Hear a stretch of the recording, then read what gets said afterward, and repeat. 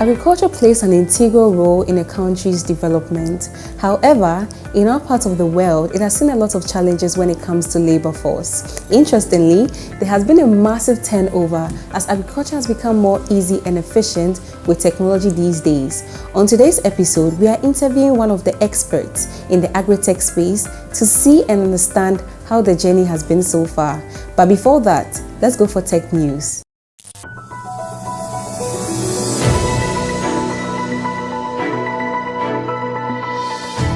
Elon Musk, in an exchange, said that Xmail is coming. The product is being seen as an extension of Musk's broader vision for his X platform. After creating his version of ChatGPT, Grok, now Elon Musk seems to be set to take on popular email provider Gmail, owned by Google. The ex-chief seems to be on his way to creating his version of Gmail named Xmail, which goes with the name of his microblogging site X, formerly Twitter. Next day, according to a report in the Daily Mail, in an exchange on X platform, Musk revealed that a product named Xmail is coming. There are no more details on this, and it is unclear when it will be available. However, the mail is expected to be integrated into the X app. The development came to fore after Nate, an engineer at X, made a post asking, "When we making Xmail to this?" Musk replied in his characteristic nonchalance, "It's coming." While Musk is known for making tall claims, he has also made some sweeping changes to X after he acquired it. Even if Xmail makes it, taking on Gmail would be a mammoth task. Reportedly, Gmail has over 1.8 billion users as of 2024.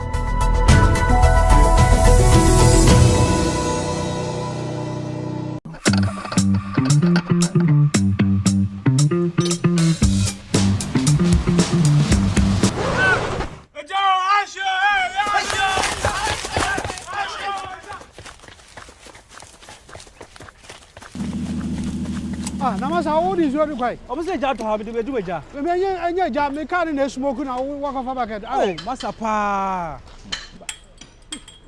Massa, over to worship Mamma now. Massa, this how because some enjoy it. And the same can't to push it. If you wait, I send a car, Musia, or Mutated. No. I'm coming. Look, as a good mechanic, I always recommend good things for my customers. This is liquid moly, German product engine oil. Engine will be good anymore. And mechanic should need that for me say D. Now running smoothly. Because of that, you would tofu a crab. Oh, sir. Yes. And yet you know piston rings. It will be the car is happy to run. Piston rings. Yes, you heard me right. Good. So if you want to change your engine oil, my brother, I always recommend liquid moly. German product, engine oil in your car. Engine oil may be organ, but if you don't buy the correct one for your car, I'm telling you, please, you are going to spoil your car. Help me and fix my car for me. Please. Give me your key. How about that? Gina Parker, you see, you flatter me. Everybody's run away because of your engine oil. For bulk purchases and more information, log on to carcareghana.info. Email us on info@woman-ghana.com. Call us on 030-222-5141 or 030-223-0016. Visit the Sea Woman Ghana showroom across the country. Liquid moly. I repeat, lubricate before it's too late. I believe that. You're welcome from the break. That was Tech News with Barry. Remember, if you want to hear the latest news and innovations from Ghana and across the globe, please stick to TechTV. If it is first to break out, it's first to be announced here. And also subscribe to TechTV on all our platforms, on social media and on YouTube at TechTV Network. Today we are having a conversation with one of the people who are doing great in the agri-tech industry. And when we say agri-tech, we mean agriculture meets technology. Help me welcome Mr. Thomas James, who is a project director for Agritech Africa. Welcome to the show. Thank you so much. It's so good to have a conversation with you about agri-tech. Mostly when we say agriculture in Ghana, we think it's just traditional farming. And so having a conversation with Agritech is going to be good for a lot of us in Ghana watching Tech TV. So Agritech, how did we get here? What has been the inspiration? Thank you so much, TechTV, for the wonderful program where you have invited me. Well, ideally it should start the explanation from the term Agritech. Agritech merely doesn't mean just agriculture and technology. It is a broader concept nowadays, and it goes beyond conventional agriculture technologies that is employed for the agri sector. It essentially includes the agriculture technology, agriculture machinery, innovations, and at the same time agri inputs, irrigation facilities, irrigation technologies employed, and as well as agrochemicals very importantly. So a combination of all these things are very much important to form that it's a proper employment of agriculture or agri-tech for agriculture business. That now comes it as a combination of agri-tech for agri-business. So the story of me coming into Ghana or Agritech is something very accidental, what I would say, because I've been in this country before, and like in 2016 and 17, and at that time I was merely in the beginning of my career in the exhibition industry, and I met many people here who were actually looking for agriculture technology, agriculture inputs, and etc. So at that time I was thinking and studied a bit about the sector, or that time even I was also very much new for the sector, although we have done to the conventional industries like processing or food industry, etc. We have not done actually agri-tech exhibitions. In fact, even you check the whole statistics of the world around, exhibitions focusing on agriculture technology or agri sector is very limited. Yes. Very limited in the world, especially in Africa, whether it be in Europe or America or India or Asian side. The exhibitions focusing this particular sector is very limited, very. In fact, even the key players also are very limited. So what brought me here is actually the requirement expressed by the people of Ghana, especially the agriculturalists, the farming community, and peasant groups that brought me here to organize as an exhibition, as an experiment. And now that experiment has almost 3 years gone, and it's a third edition happening. So I'm very happy that the people, especially the agriculture community, agri-business community of the country, have invited me in one way, and I'm here working with them. It's not that we are just doing an exhibition here. We are actually working with them to make an improvement in the whole agriculture process or agri-business in the sector. Over the past, with this exhibition, we have seen that there has been an increase in adoption of technology.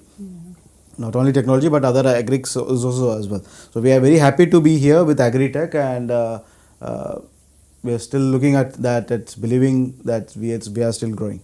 Okay.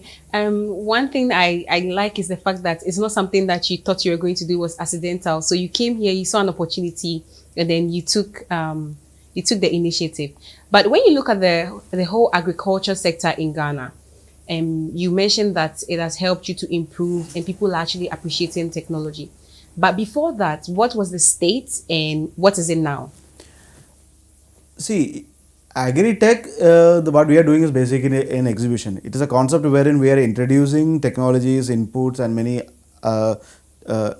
technical and non-technical parameters that are used for agribusiness or agriculture, farming to processing to everything.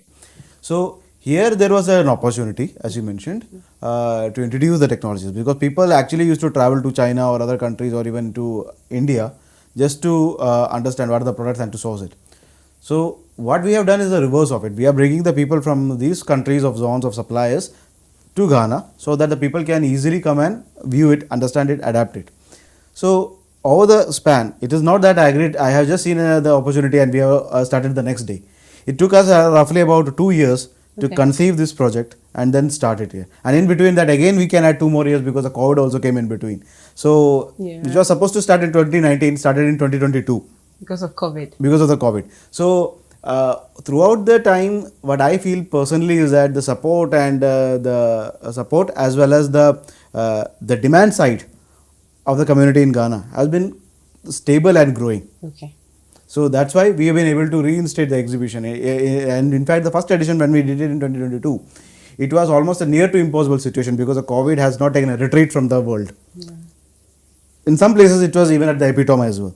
So we had to really wait, and when we did it the first time, it was really an experiment to see whether it is really possible or not, whether the people in Ghana can come in or not, whether the people who are coming to exhibit, whether they can come and exhibit, whether they can travel from different zones of the world, because we had people coming in from Europe, similarly from India, from South Africa, even from other South Asian countries. So it has gone through challenges. Yeah. How are you able to figure out which agri technology is the latest and which is useful now to be able to bring this into the country to help the farmers to operate in Ghana? See, that question is actually variable, relative, because technologies are of different model, different scale. Okay, if we compare the far west, like Americas or the European side, they employ heavy technology just like, and they work like agri business, like almost like a industry or a factory. That we are not able to see in India or in many of the Asian countries or even in Africa. It is still in a growing stage. So here we need to take out an average. What exactly is workable and what is adaptable for the people in this particular zone of the world. So based on that we introduce. So that's why the concept of nanotechnology and micro technologies are getting space. On one side of the world you can see that there are macro technologies, big scale ones. Some of them are introduced. Some of them are not, cannot be introduced in this country at this particular point of time. Maybe after 5 years it could be possible. But to make it possible after 5 years, we need to introduce even with the micro or the nanotechnologies today, so that the situation of the people are in such a situation, they reach such a situation that they are in a situation to adapt the new one, which are in a macro level now, even at least for 4 years or 5 years after now in Ghana. Okay. Yeah. So just to tease a little, but can you mention one technology that an exhibition showed that shows, like, for when you saw it, you were like, okay, this is actually very innovative for Ghana? Well, have you seen this thing, the micro tillers or micro threshers? No. Yeah, that actually been introduced in many of the states influenced by Chinese technologies like Myanmar, Cambodia. Similarly, there are technologies related to micro harvesting. Okay. Yeah, that it will not be, some of them are that can be attached to a tractor or a tiller. Some of them can be used by a normal, like a scooter. Okay. So everything is there. In our exhibition, we have seen both the scope, the big ones as well as the small ones. The big ones doesn't mean that the big one, the large ones, like that is used for for farming like hundreds of hectares at one scale. No. So we have seen both, and we have seen that both are being employed in Ghana. Point is that how many is a number? How many is the question? How many big ones you need? How many small ones you need? Yeah. That depends on the scale of the farming in the country, and how much is the offtake requirements of the country, or offtake requirements posed by the buyers against the farmers. Like nowadays, the country, not only the country, in every business, the major challenge is of sales. As you see that the corn in the country is having a ready demand. Yes. Okay. Rice is also have a ready demand, but at the same time, the difference between rice and corn is that corn is ready to be bought by anybody, because it has human as well as non-human requirements. On the contrary, rice is mainly for human consumption. So naturally, it's a market dependent commodity. It is not easy. So these factors also plays a role, whether as a deciding factor for the farmers, whether they should go for rice or whether they should go for corn. That's actually, that makes a lot of sense. I remember when I was in school, for one of our projects in entrepreneurship, we designed a rice thresher for small scale farmers. And so it comes to the question, how big do we want the technology, or how small do we want the technology? Yeah. So now it brings me to this question: is technology the future of agriculture? Do you believe so? Do you think it's stealing the jobs from the peasant farmers? I believe that it's making farming much easier, but somebody can ask, technology is a bit difficult for a lot of people. So what do you think? Is technology ahead of agriculture, or you think it's a doable thing? Well, can I ask you another question to you? Around 40 years back, people asked the question, are computers going to steal the job? But do you think that happened? No. In fact, it has created job. Yes. So the same thing applies for even technologies. As the technology improves, technology is not an item that, technology is not an item that, once the technology is created or technology is invented, it never goes through innovation. Technology always has a continuous scope or consistent scope for innovation. So that has the willpower as well as the requirement to be employed. So technology cannot work on, because technology is not just like AI. AI is something different. Artificial intelligence, or robotics. This is not exactly that. So This is a medium scale technology or innovation that is ready, that is to make the farming practice or agriculture practice easy. Just like any other XYZ industry, whether it could be food processing, it could be nano processing, it could be auto, it could be we are not considering the big scale technology like automotive sector or petroleum or crude oil refining, nothing like that. So this is this we can compare it with like a normal pharmaceutical or normal food processing industries. So the technology is required for employment and for employment generation also. Yeah, that makes a lot of sense. So then it brings us to another question. Are you an advocate for youth in agriculture? What Definitely. do you think people in Ghana, especially the youth, can focus on when it comes to agritech? Well, I'm an advocate in one sense. Youth should focus on agriculture, but again, they should focus on agribusiness, not just on agriculture. Okay. Because agriculture is nowadays an old concept. It is not a practice or it is not a business. Agriculture is basically like a study of what we are doing of in agri or farming. Yeah. Just a study. Because if you ask me like this, if we were born or we were alive like 50 years back, and if you're asking me about agriculture, this question is perfectly fine.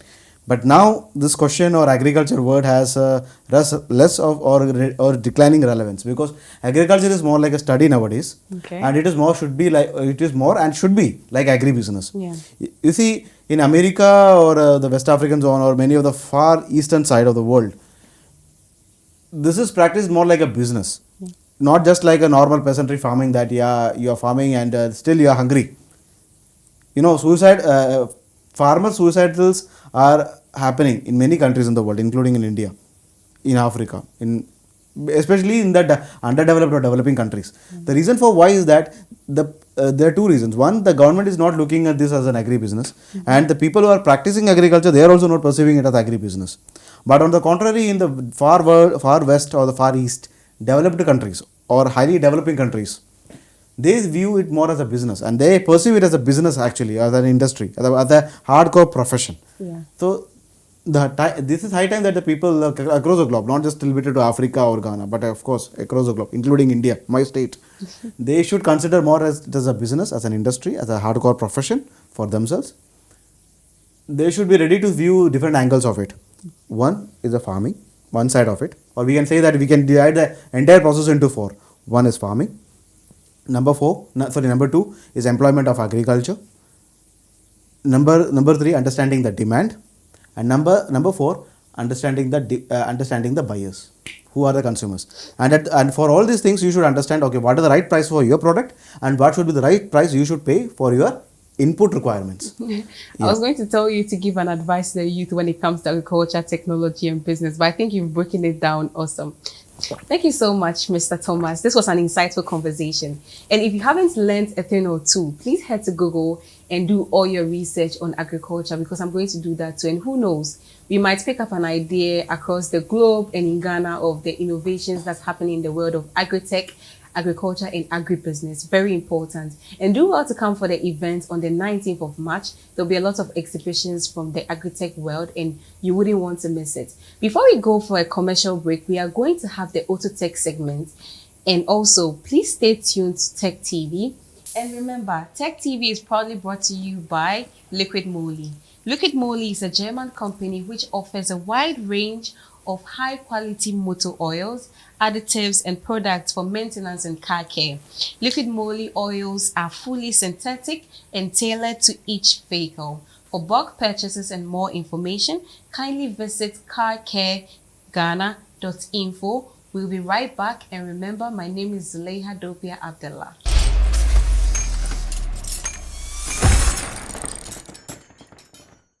Hi, it's Auto Tech segment once again with me, Deborah Koji. On today's episode, we are going to be talking about Liquid Moly workshop products.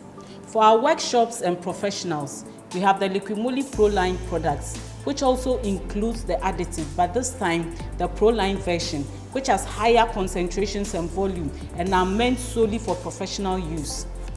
We have our Motor Clean, which is best for cleaning and flushing out residue and debris from the engine. This is done during an oil change. This removes and dissolves sludge, which is drained along with the waste oil during an oil change, leaving your engine looking new and optimizing the performance of your engine. We also have our Geartronic, which is a fully automatic ATF oil changing device.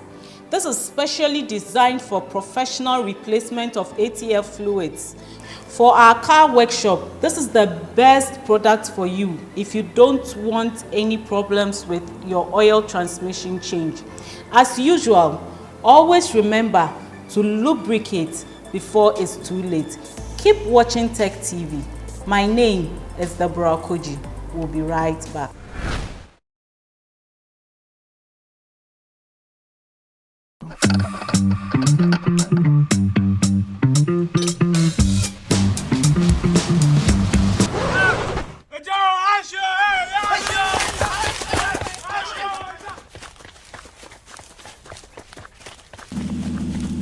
Ah, namasa how old is your guy? I'm saying that to have the do a job. Me job me car in smoke na walk off back. Oh, Masa pa.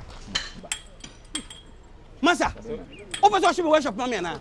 Masa this how. Me kwase sam enjoy am. Ani say me car ne to push say no. Eti why the wise ne car musia o mu tete ta ha Me no. I'm coming. Look, as a good mechanic, I will always recommend good things for my customers.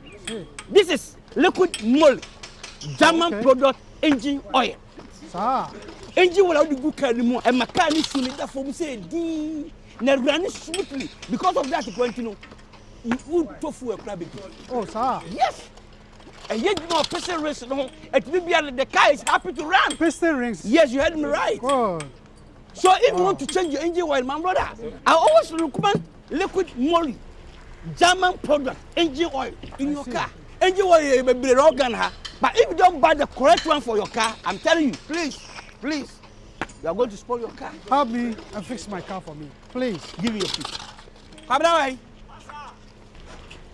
Dinner park the moment you change your engine oil. You see, you flatter me. Everybody's running away because of your engine oil. For bulk purchases and more information, log on to carcareghana.info. Email us on info@woman-ghana.com. Call us on 030-222-5141 or 030-223-0016. Visit the C Woman Ghana showroom across the country. Liquid moly. I repeat, lubricate before it's too late. I believe myself.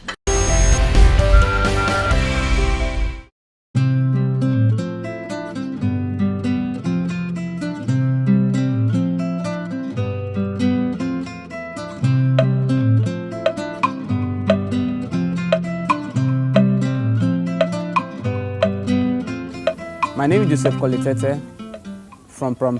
Currently, we are located in Teshin in West State. I schooled at Teshi Preparatory School. When I completed JHS, I couldn't get support to further my SHS, so I had to go and learn draftsmanship. So at that time, it was an apprentice. I went to learn as an apprentice. So after the apprentice, I came back home. I had to start something with my life. But I have this passion within me that there's something that is unique in me. So whilst I was a houseboy in one of my boss's place, I was watching Discovery Channel, and they were showing this Harley Davidson, how this Harley Davidson motor bicycle is being made. So I picked the idea from there, and that was 2007. And I did my first metal bicycle, but I sold it out because at that time social media wasn't that effective like this, and then the support wasn't coming, and I was then a houseboy, and I can't afford to buy the materials and like build in mass quantity, so I let go of the dream. In 2020, the lockdown era, I started the whole thing again.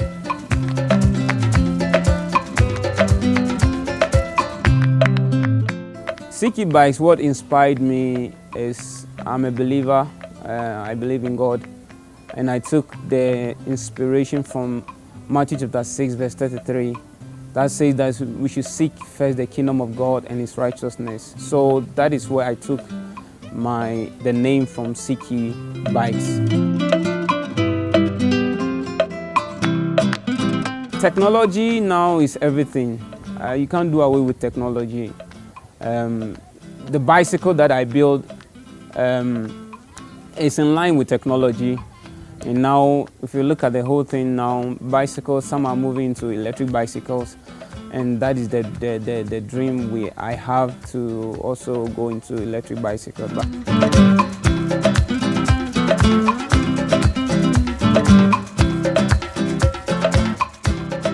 Because I don't have the necessary tools, it takes a lot of time.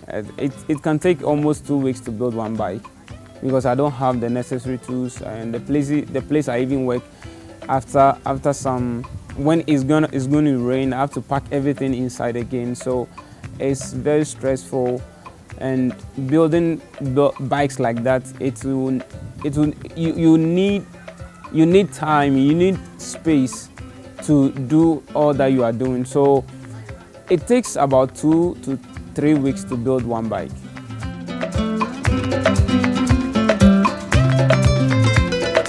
The challenges is a lot, because one, the place I work is not conducive. The tool that I work with, I don't have the right tools, so it makes the whole thing difficult.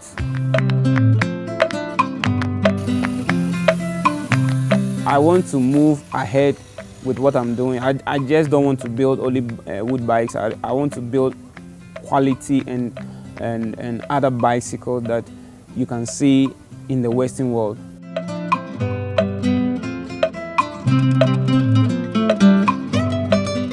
I gave up 2007, and I came back 2020 again.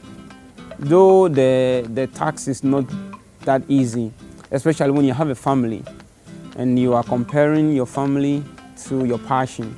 It's very challenging. I have more than 5 prototypes bikes. Yes, so the one I'm sitting on is a prototype. There are more inside that are prototypes. I've donated one to a school. It's a quad cycle. I have a lot of bicycles. I have the quad cycle, I have the tricycle, I have the paddle car, I have the wooden mountain bicycle, the wooden chopper bicycle. So everything about bicycle. I have the paddle pedicab. Yes, so it's more like a tricycle, but you have people sitting at the back and you ride them.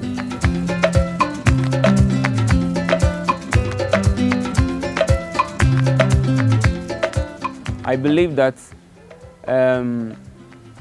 the Western world, that this is how they started, and they have gotten to where they are now. So I'm pleading to our big guys in society, NGOs, the diaspora. They should come to our aid and they should support what we are doing, so that at least we can create employment. Because my main passion is to create employment and also to impart in the generation that is coming.